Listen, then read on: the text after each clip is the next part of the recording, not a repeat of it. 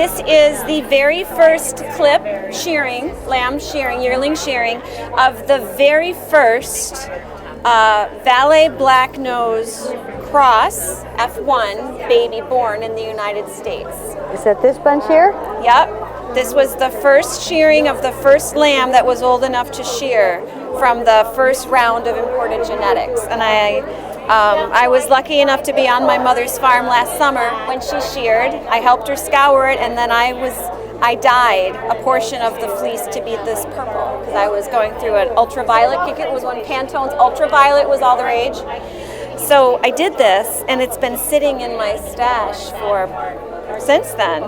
And we're here promoting the breed today, and it made sense. So here we are spinning that. This is a technique where I'm spinning. Usually when you spin, you're spinning from wool that's been processed and carded or combed or some sort of preparation that makes it uniform and easy to draft, so that you spin with a goal in mind, and that goal is generally, more traditionally, a consistent wool that you use for knitting or crochet or textile application. I don't do that. I like unpredictable yarn. You and I talked about this earlier, that it was going to give my ADD problems because you're doing clumpy things and different colors. I like that. You know, when I first started to spin, I was a new spinner.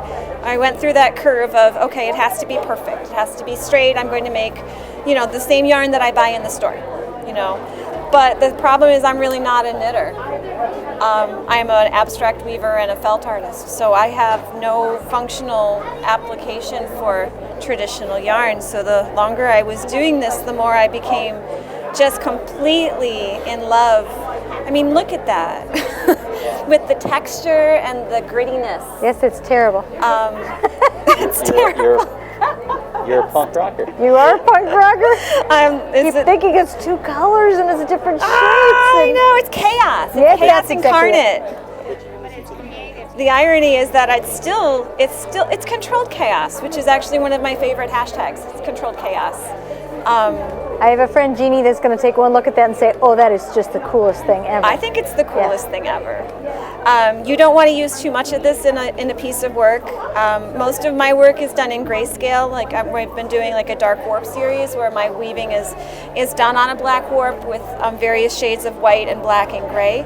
So this particular yarn, I'm spinning mostly white with those vivid pops because I want that impact to really shine through without being distracted by a lot. So, and that's the goal of these types of art yarns. You don't want to use them, generally speaking, in a large pattern, like for a textile, because they're just so overwhelming.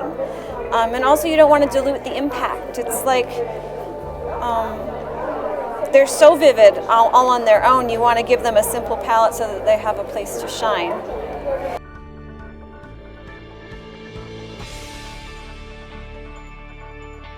So I would say, in a way, it's like the same concept with you. You're taking a very old product and you're doing something very modern with it, but the concept is the same.